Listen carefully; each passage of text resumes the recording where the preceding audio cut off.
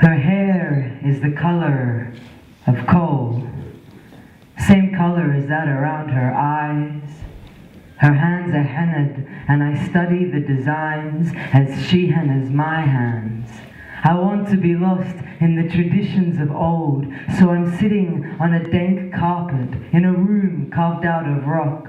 I ignore the muted television in the corner, and I tell her that since being in her country, I've been groped and assaulted sexually, that the men have taken it as their right to rub up against me. She told me as a Western girl, I deserved it. It's what we are, how we act, trying to take them men and make demons out of them. I told her that MTV did not represent me, that those gyrating bodies were symptoms of a world gone ill, but no more sick than in her country, where as far as the eyes can see, men in pants and stained shirts roam the streets, a sea of sweating, heaving masculinity, whilst the women are in their houses, their lives silenced, restricted. I said, we both live in worlds that are washing us away. There are bigger forces at play. I pressed my palms and fingers together in prayer and said, I have only love for you, sister. I'm in an Indonesian marketplace.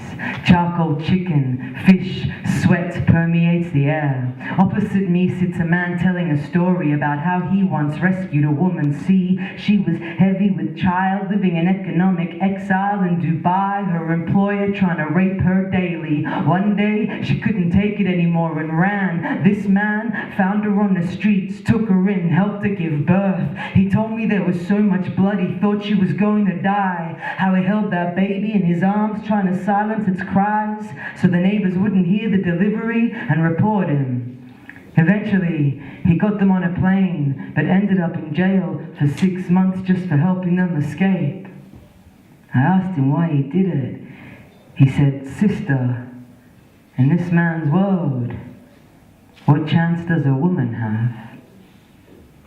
I'm in Belize. The beauties abound with their Hispanic mixed with pidgin English, where their faces sport bruises, their men under the influence of true demons, not least of all alcohol, poverty, and all the violence that comes with it. I met a woman who thought she'd escaped by dating a German. He immigrated to be with her, but his addiction to power had her on her knees daily, where her passion to dance made her a slut, where she wanted love, he gave her demands, conditions on which she'd have to live. Me and her, we'd go outside, walking and talking, his suspicious eyes always on me, but I'd still say, listen sister, you don't need anyone's love when you love yourself.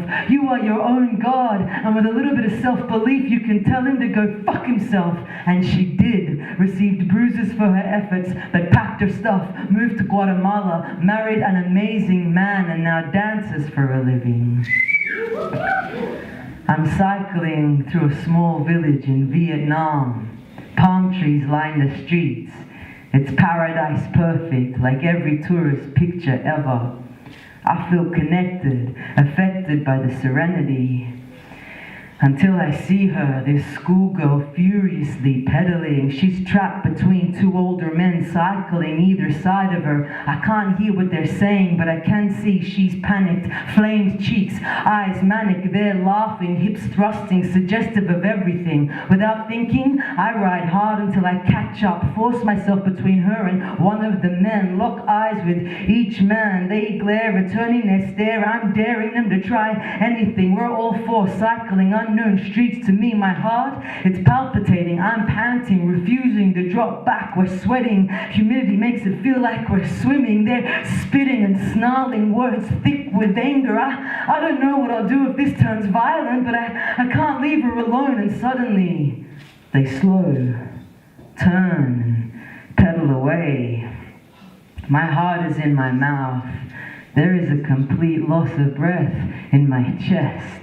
She is beaming smiles and gratitude. With much less urgency, we cycle together all the way to her house. No language between us, except we both know what it is to be woman, afraid and alone, even in broad daylight, just trying to get home. It's a decade ago. You're in my arms. We're getting high together for the first time. Ecstasy, weed, way too much vodka. We're young, falling in love through a druggy haze. I remember a clear horizon, the sound of the ocean's swell, kookaburras in treetops. I remember that as the words started to tumble out of your mouth, I just knew what was coming. You were 17, out underage clubbing with your friends. You met him strong, strapping, 30 years old, rippling with muscles, six-pack, slick, charismatic. How were you to know that when you invited him to dinner a week later whilst your parents were away, that knock on the door would be the beginning of some horror? You answered, all nervous, butterflies and smiles. He grabbed you by your hair without a word, dragged you to the lounge room, lifted up your skirt, and whilst you begged, no, begged, stop, begged, okay, just wear a condom. He fucked you until you bled. You can't even say the word rape. All I can do is just hold you, feel that familiar anger burning, wondering why it is we women have to constantly suppress this hurt. You see, I remember all I've been told, how I'm only good for blowjobs and babies, but now that they've removed my womb, taken my ovaries, how can I be woman enough for those narratives?